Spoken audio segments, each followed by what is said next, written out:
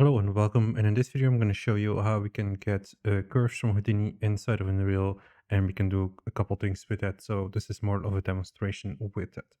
So we're going to keep it simple, and we're going to just dive into Houdini here, and we're just going to, for example, make a geometry network, and in here let's just draw a curve. So we can use the curve tool. We can open the menu here. We can grab the handle. We can also make sure we have this snapping here for grids. We can zoom out a little bit. We have done multiple options to use this. I'm going to press Shift 1 to hide this bit.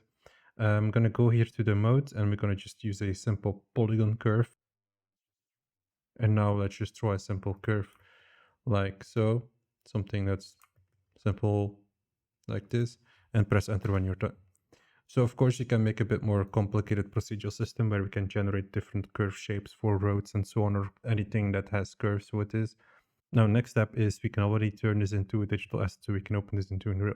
So we're gonna grab this, Shift C to create a network, right click and create digital asset.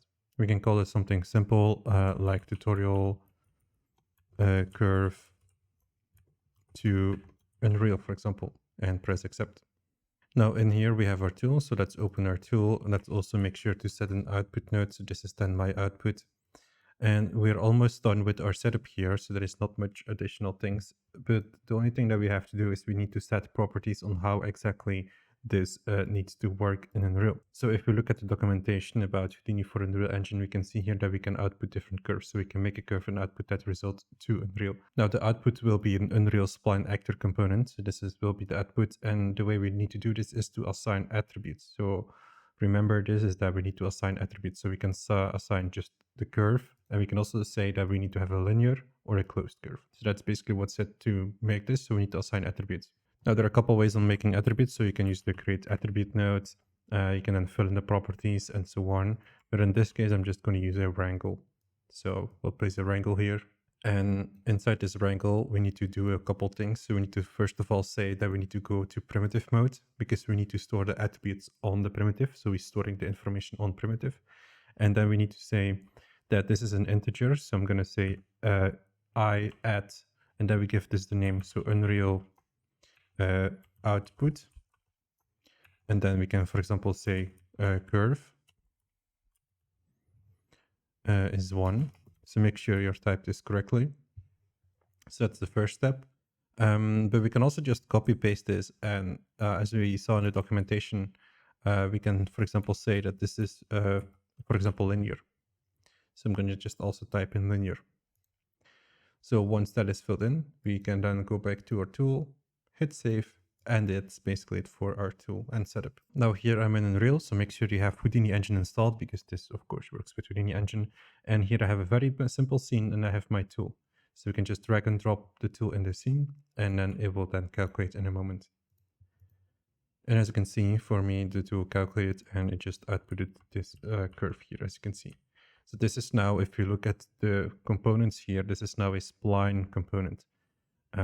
This is then the result that I want to use. So I want to build now a blueprint that then gets the spline, and then, for example, move something on the spline, for example, or whatever you want to do with this. You can play around with this information now. So let's now go here and right click, build a blueprint, just an actor. Let's call this BP. Then, for example, like follow curve, something that follows a curve. We can open this blueprint. What we want to do is we're going to go to event graph. We're going to set some information here on begin play. So when the game starts to play, we need to get our information first. So we're going to create some more variables. And what we want to do first is we want to get our Houdini or our HDA curve. So here, what we want to do is we want to set Houdini actor here. So here, get Houdini actor, and we want to make this instanceable.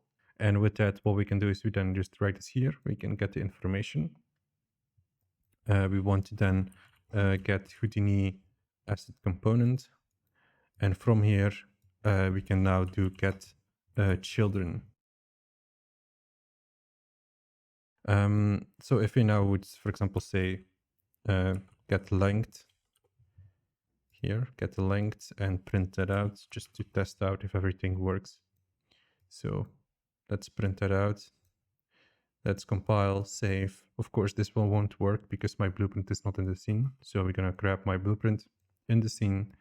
We're going to go to our HDA and we're going to here now input my Houdini tool inside of my blueprint. So now we have a link there. And let's press play. And you can see that here I have a 1 in the debug. So that means that we got one component here. And of course, that's right because we have one spline component. You can definitely have more spline components here. So if you would create multiple curves, let's say you generate 50 different curves, these will all then be separated into components. So you will have, so this is, for example, number 0. So you will have then 1, 2, 3, 4, 5 until the amount you have. So for now, we have our information. So everything is right. So in this case, since we only have one, we can just say get copy. And then, of course, number 0 doesn't matter that much because I only have one. This needs to be cast to an actual spline component here, like so. And what we will do once we do a casting is we want to save this into a variable. So now at the start, we will get our spline of the tool. So the next step can be adding a cube here. So adding a cube, for example, or a static mesh component or something like static mesh.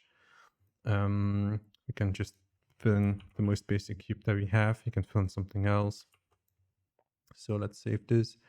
And we want now to have the cube automatically move over the splines.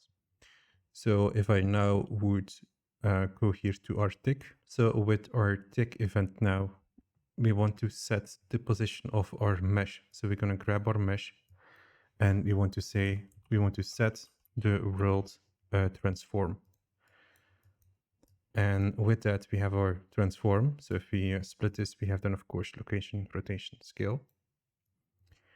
And we need to get this location from the curve. So from our curve that we here saved out, we want to now get this curve, of course. So get curve. And we can use something which is called get transform along the spline. So based on a distance value, we can then get the information on how to move this or rotate this. We also want to split this over here. So we have another location, rotation, and scale. So I'm not going to do scale in case you want to maybe customize this. You can also then just break up the rotation if you want to do some other rotation values or whatever. You can easily break up the values and add your rotation and so on. We also want to here set the coordinate spacing to, of course, world. And the only thing that we need to do now is figuring out how we can get this distance. Now, there are a few methods and ways you can do this. I'm going to just keep it quite simple and just say get real-time seconds. So this will return the seconds real-time in your editor. So once you start pressing play, it will just keep track of seconds. So we want to use this in over here. So let's try this. So let's link everything together. So right now it will definitely move. And you can see if we take a close look at our box, we have to look very closely, but it is definitely moving. It's not super fast. So what we can do with that is we can just simply here bring a multiply and let's make it quite large. Let's say 500 and plug it in over here and press save again. And let's press play. And you can see that my cube was following that line, but now it stops. So once it's at the end of the curve, it's just gonna stop. So we need to fix that, and we can do this by getting the length of the curve. So we can get the length of that spline. So get length of spline. And now we can just use the modulo here to figuring out the rest. So we can grab this one, the length with the current value, and fill then over distance. So press save. And now we have basically it looping or starting from the beginning again, like this. And that's basically what I wanted to show you with this video. So this again is like a very simple setup of this blueprint. You can do much more with this, of course. So I'm only right now generating one simple spline. That is not necessarily super procedural. So if you have more experience with Houdini, you can of course make a more interesting system to generate an interesting spline shape and so on. And another important thing to mention here is that currently we are using Houdini assets. So we're asking a blueprint to directly look into Houdini asset and get the spline. Once you would build your game and you try to ship your game, you're not going to have these Houdini assets in your project. So you want to make sure that these are baked out. So once I press the bake button here, you will see that these are actually now turned into normal static assets here and components. So instead of now with the blueprint targeting an HDA, we're just going to target a normal Unreal actor instead of a Houdini actor. So that's important to know to like switch these out. So here you can just switch this to, for example, like an actor or something. So this is specifically here targeting in the Houdini assets. So this is mainly for like in prototyping stage or testing stages where you want to quickly make things work. So we can have blueprints looking inside of digital assets. And then a more practical example that I was building a while ago is that here I have a city generator. So I can make a pattern and generate buildings and roads from that and so on. And what I did is I also generated additional curves with this. So it doesn't only generate the city, but it also generates curves, and these curves are then used for a very basic car driving in the city. This will just make the city a bit more lively. This is just great because I can now just generate the city and I automatically have new curves for the roads. So my car always knows where to drive. It's using a very simpler setup as what I just showed you. And I hope this might give you some new ideas with using Houdini engine and these curves. And that was it basically for this video. So I hope you enjoyed it and thanks for watching.